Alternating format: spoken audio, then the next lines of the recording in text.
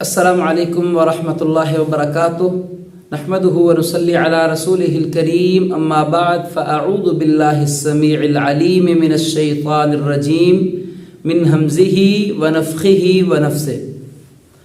لوگوں کے دلوں پر حکومت کرنے کے لیے، لوگوں کا دل جیتنے کے لیے ایک عمل یہ ہے کہ لوگوں کے کام آیا جائے، ان کی حاجات کو پورا کیا جائے، ان کی ضروریات کو پورا کیا جائے۔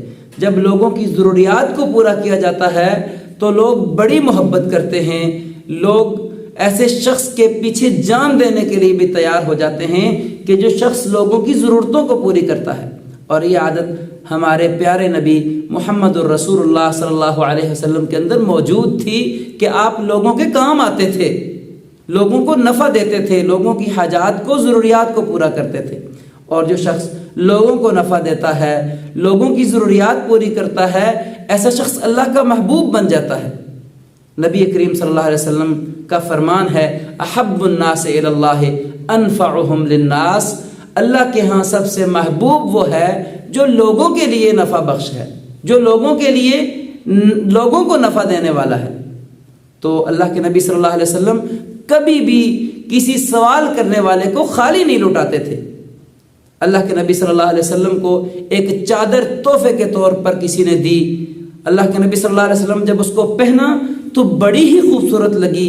اللہ کے نبی صحابہ کرام کی مجلس میں آئے، ایک صحابی کہنے لگے، اللہ کے نبی یہ چادر بڑی خوبصورت ہے، آپ یہ مجھے عطا کر دیجئے۔ اللہ کے نبی صلی اللہ علیہ وسلم وہیں سے اٹھے اور جا کر چادر کو تبدیل کیا اور لا کر اس کو دے دیا کہ یہ لو، آپ نے یہ چادر مانگی ہے، یہ لے لو۔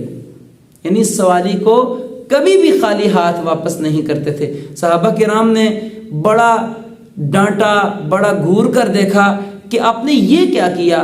اللہ کے نبی صلی اللہ علیہ وسلم کے اوپر یہ چادر کتنی خوبصورت لگتی تھی، اور آپ یہ بھی جانتے ہو کہ اللہ کے نبی صلی اللہ علیہ وسلم کو اس چادر کی ضرورت بھی تھی، پھر بھی آپ نے مانگ لی۔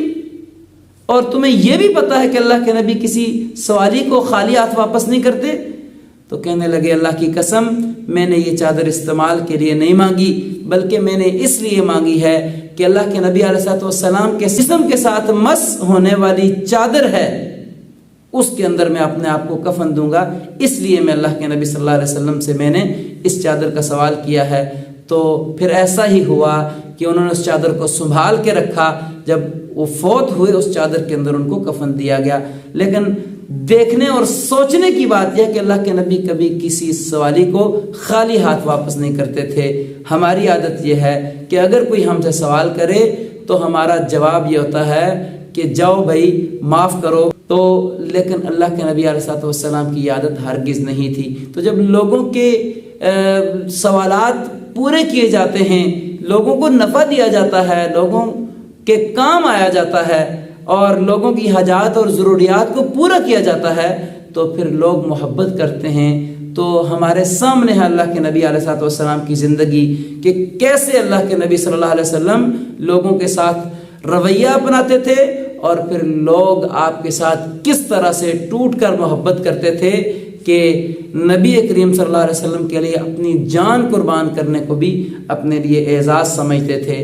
تو اگر ہم لوگوں کے کام آنا شروع ہو جائیں، لوگوں کی ضروریات اور حاجات کو پورا کرنے لگ جائیں، تو یقیناً لوگ ہم سے بھی محبت کرنے لگیں گے، ہمارے بھی قریب ہوں گے، ہمارے سے ملنے کی بھی تمنا کریں گے۔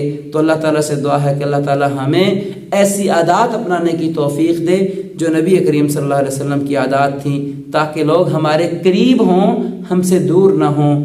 یقیناً ہماری حالت ایسی ہے کہ لوگ ہم سے دور بھاگتے ہیں، ہمارے قریب نہیں ہوتے، لہذا ہمیں اپنی عادات کو بدلنا ہوگا، ایسی عادات اپنانی ہوگی کہ لوگ ہمارے قریب آئیں۔